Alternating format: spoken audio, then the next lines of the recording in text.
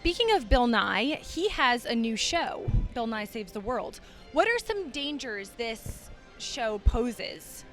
Well, first of all, Bill Nye might think he's the savior of the world, but I got news for Bill Nye. Jesus Christ is the savior of the world. For God so loved the world, he gave his only begotten Son. Whoever believes in him shall not perish but have everlasting life.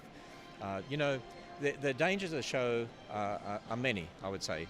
It's interesting, he came to the Ark to videotape me so that he could use part of that footage in his programs and in his documentary. He's got a documentary coming out at the same time as his Netflix programs. And in the documentary about Bill Nye, apparently I'm one of the people featured in there, which is going to be very interesting. But I walked through the Ark for 2 hours with him and challenged him all the way through. But you see, Bill Nye is a person that, for instance, when I took him through the Ark, he said, we're all just animals.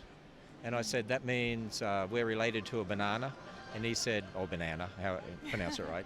And he said, yes, we're related to bananas. Think about this, from an evolutionary perspective, humans are related to animals, we're related to plants. You get rid of spare cats, get rid of spare kids, what's the difference? We're all just animals, right? So he's telling them there's really no purpose and meaning in life. I mean, I asked him the question, what happens when you die? He said, when you die, you're done. I said, okay, then what's the purpose of even living? Because if when you die, you're done, you won't even remember you were here. And he said, oh, but we might make some great scientific advancement for these young people. Yeah, but then when they die, they're done. Then they won't even know they were here. And what's the point of you even fighting with creationists like me if when you die, you're done, you won't even remember you're ever here? And you see, that's the point of what I'm saying about what his program is all about. His program is about exalting man. You can even see that from the title, right. Bill Nye Saves the World. It's man who's going to save himself. The Bible makes it clear we can't save ourselves. We had to have someone come and save us because we're sinners. And Bill Nye also, at the debate, when I debated him at the Creation Museum, the emphasis I brought was there's a big difference between talking about using your five senses in the present to develop technology and talking about origins. And you see, the word science comes from the Latin scientia, and it means knowledge. And you can gain knowledge using your five senses to make a microphone like this, or to make a camera, our technology, motor car, jet airplane, whatever. Doesn't matter whether you're an atheist or a Christian creationist, we all agree on that, how to do that. It's using your five senses in the present. But when it comes to knowledge about the past, when you weren't there, how did the universe come into existence? How did the first person come into existence? How did life come into existence?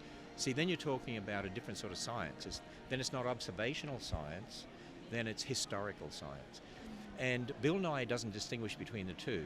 And what he does is he indoctrinates people and brainwashes people by saying, look, science has done this, and he'll do experiments and things will explode and this, and you say, wow, yeah, science, look, yeah. And then he says, and science has shown us we evolved from animals millions of years ago. Totally different. He's then stepped outside of observational science, and now he's gone to the realm of belief.